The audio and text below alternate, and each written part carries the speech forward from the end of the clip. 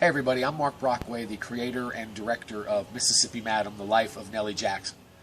Now if you live in Natchez, Mississippi for any length of time, Nellie Jackson's name is going to come up. Maybe you'll be hearing about her love of baseball, or the big cars that she drove around town in, whether it be a Cadillac or a Lincoln. You might also hear about the poodles that Miss Nellie kept and that went around town with her on all her errands.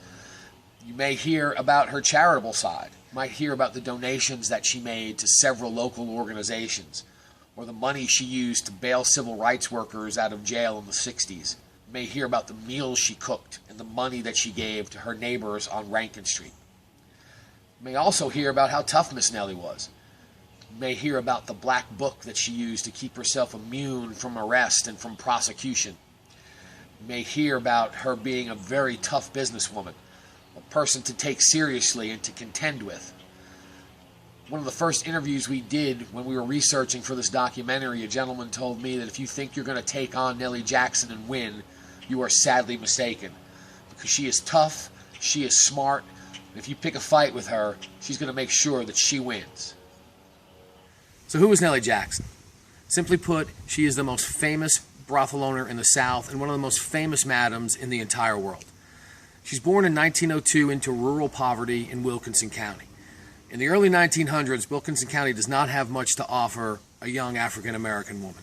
You're either working in the fields, maybe you're working as a kitchen hand in one of the logging camps, perhaps you're a servant in one of the plantation homes. Either way, your options are pretty limited. So at around age 18, Nellie makes a 26-mile journey to Natchez, Mississippi.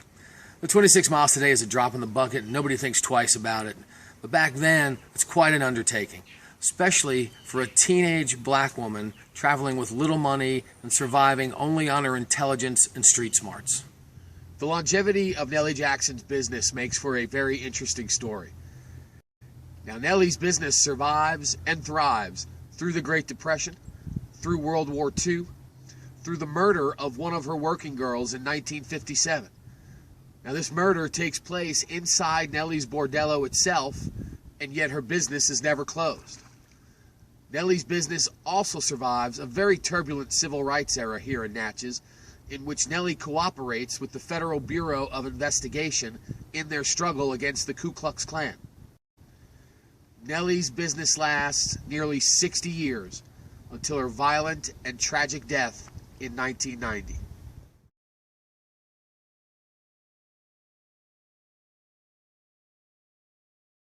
Nellie Jackson had an absolutely fascinating life. She reached a social plateau that few black women of her time could ever hope for. She's befriended by politicians, lawyers, doctors, entrepreneurs, and people from all walks of life. And without question, in her time, she is one of the best known and most powerful women in the city of Natchez. So Nellie moves into her house at 416 North Rankin Street in 1921.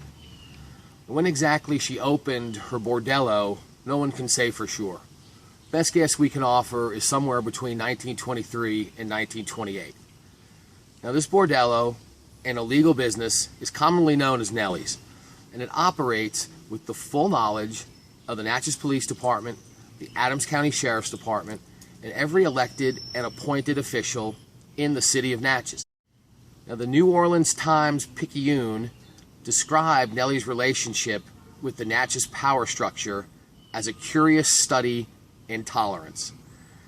And I think that's a great quote, and I think really one of the most interesting aspects of this documentary is how, through perseverance and her ability to cultivate the right kind of friends, Nellie is able to turn her brothel into a local institution. We've been researching this documentary for nearly a year. We've scoured newspapers from Memphis to New Orleans. We've spoken with Natchez locals. We've road tripped throughout Mississippi. We've made phone calls to people across the United States. And all this research is really starting to pay off for us, and we're really reaping the benefits of this because we are finally able to tell Miss Nellie's story the way we all think it should be told. Honestly, completely, and by the people who are really close to her. What's really cool is new information continues to come forward daily. people who are just finding out about our documentary are reaching out to us and they want to share a story about Miss Nellie, or they want to tell about meeting her somewhere here in Natchez. I'm sure by the time this is all said and done, we are going to uncover some fantastic stories. We have a long way to go to complete this documentary, and to do so, we could really use your help.